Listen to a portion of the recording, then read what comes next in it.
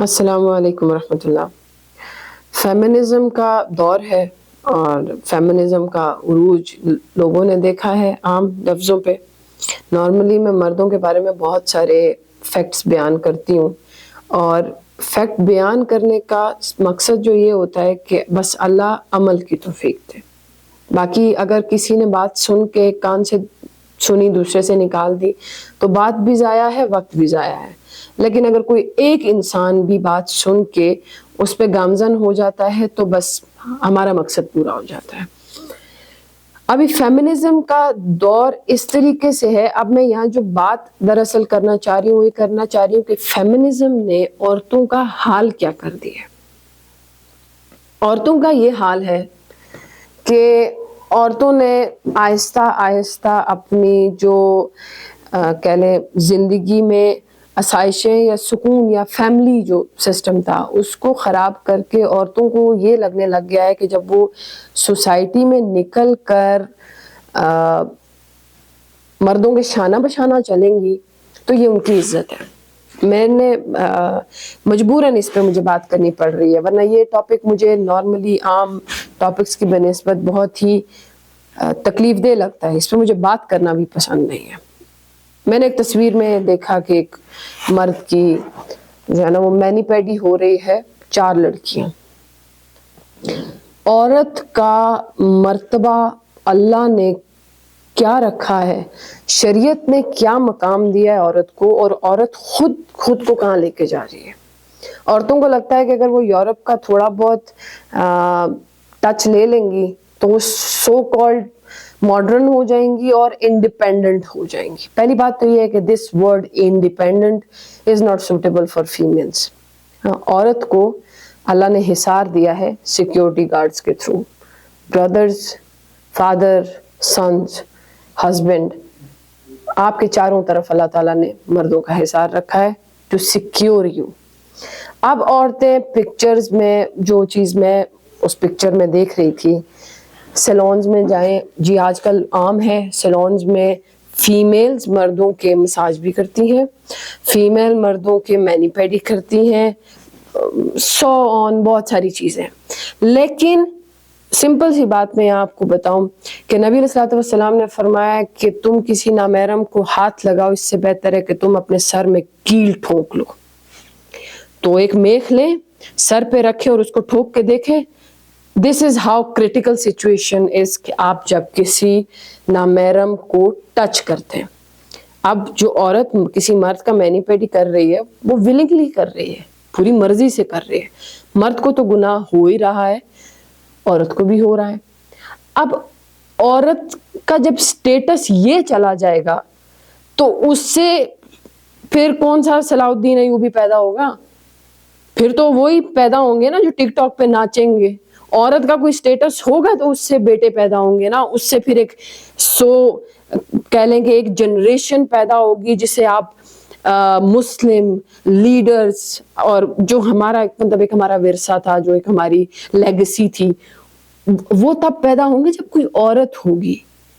اگر آپ نے اپنی کنڈیشن، اللہ معاف کرے، آپ نے اپنے آپ کو ایک رکھیل کے برابر جا کے اپنا سٹیٹس رکھ دیا ہے عورتوں نے، آپ سے صلاح الدین ایوبی پیدا ہوں گے،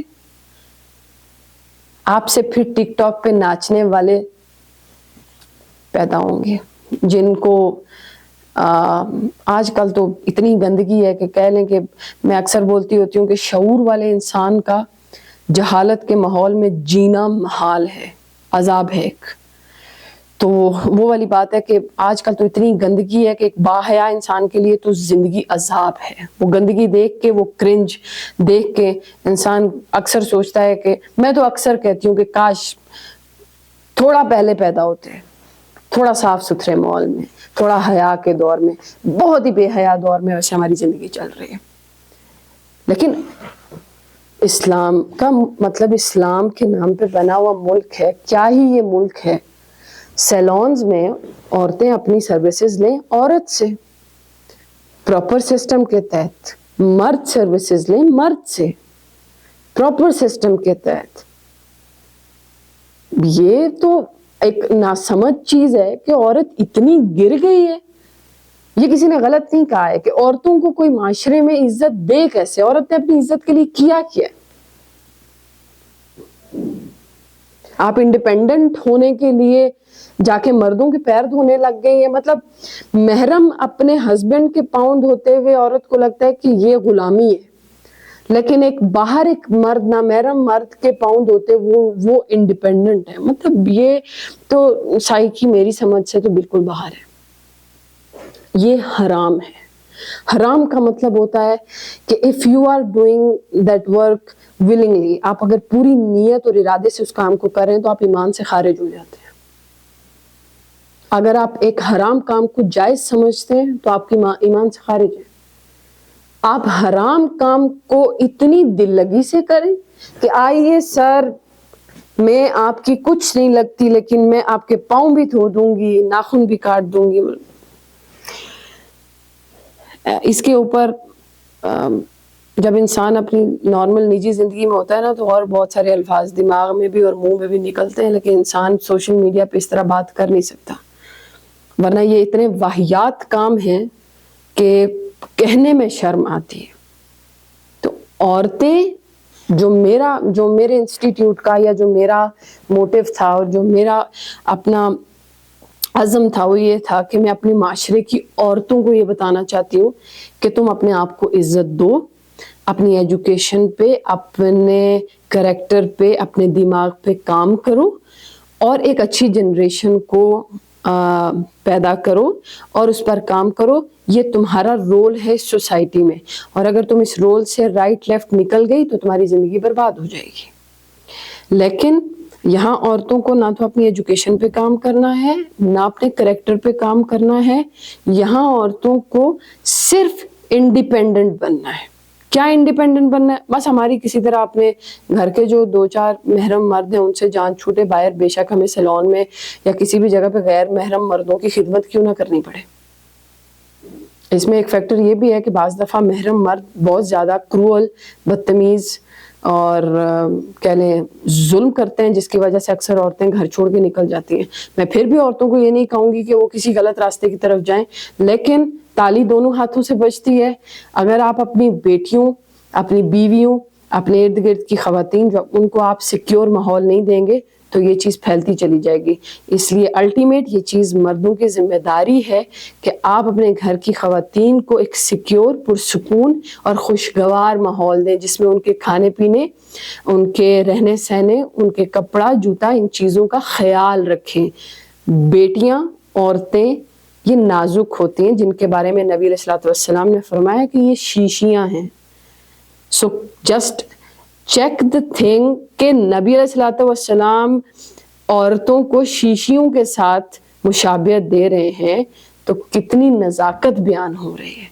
اور ایک اتنی نازک عورت کو کتے کی طرح سوسائٹی میں ذلیل کرنا, اس کی عزت نہ کرنا, اس کی زندگی کو تہس نہس کرنا, یہ زیادتی ہے. آپ عورتوں کو نزاکت سے ڈیل کریں. نزاکت مطلب آپ عورت کو, وہ نارمل سی بات ہے کہ عورت کی پرسنالٹی یہ ہوتی ہے کہ وہ سخت غصے میں ہو نا اور آپ اس کی تعریف کر دیں, اس کا غصہ ختم ہو جاتا ہے.